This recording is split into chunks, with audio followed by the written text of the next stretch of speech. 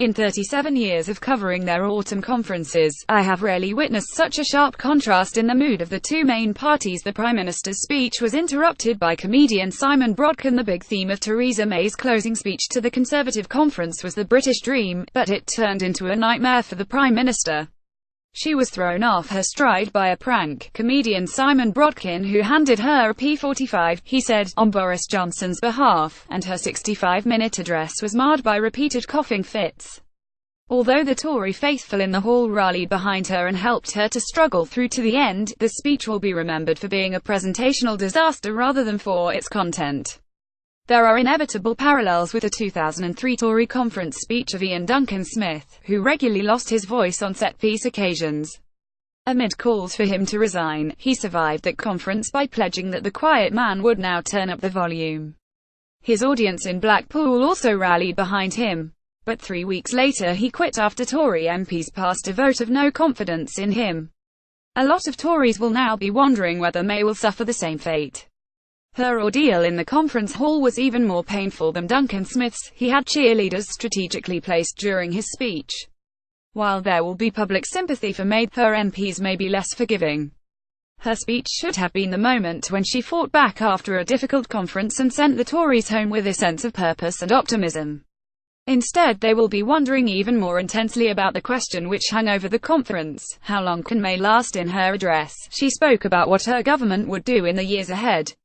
Despite her stated desire to lead the Tories into the next general election, due in 2022, very few people in her party believed she could stay in Downing Street for much longer after March 2019, when the UK leaves the EU. Now even the looks a very long way away. However bad the headlines are on the speech, May loyalists will argue that the fundamentals have not changed. Tory MPs do not want a leadership election that would become a bloody civil war over what form Brexit should take. So she may yet recover from this latest setback, even though many MPs believe she was already on her last life before the speech. Let us fall off Tory slogan behind Theresa May during conference speech. The signs of what her spokesman called her conference cold were there in her grueling round of 28 media interviews since Sunday. What worried her MPs more than the frog in her throat was that May seemed to lack confidence. She was repeatedly asked about why she had not sacked Boris Johnson for his open disloyalty over Brexit. Ironically for May, her speech would have had much better reviews if it had not been so overshadowed by her delivery. There was at least a serious argument, as she said her mission was to guarantee the survival of the British dream, that each generation would be better off than the last. It is not a new argument. Ed Miliband identified it too, calling it the promise of Britain. His failure to win the 2015 election is a reminder that there are no prizes for politicians who diagnose problems the public want to know they have solutions. Theresa May's speech breaks down due to coughing fit. May returned to her pledge on her first day as Prime Minister to tackle burning injustice.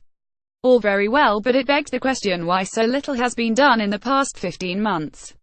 Without her policy guru Nick Timothy, who resigned after the June election, she is struggling to put flesh on the ideological bones.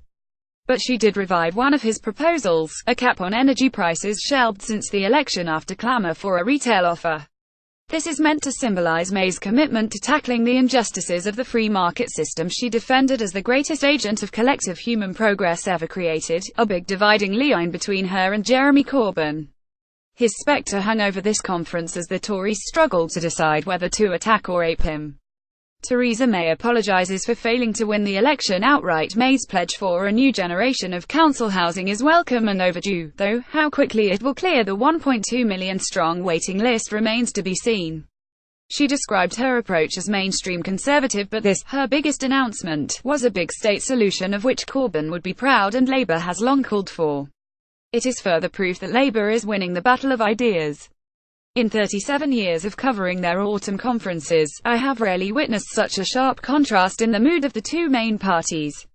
While a re-energized Labour Party in Brighton last week convinced itself it is on a march to power, the gloomy Tories are having a crisis of confidence following their June election disaster. One cabinet minister told me Labour behaved as if it had won the election when it lost. We won but are miserable, as if we lost. Even before her speech, May did not really enjoy the confidence of her party. She will now enjoy it even less. Reuse content. We use cookies to enhance your visit to our site and to bring you advertisements that might interest you. Read our privacy and cookie policies to find out more.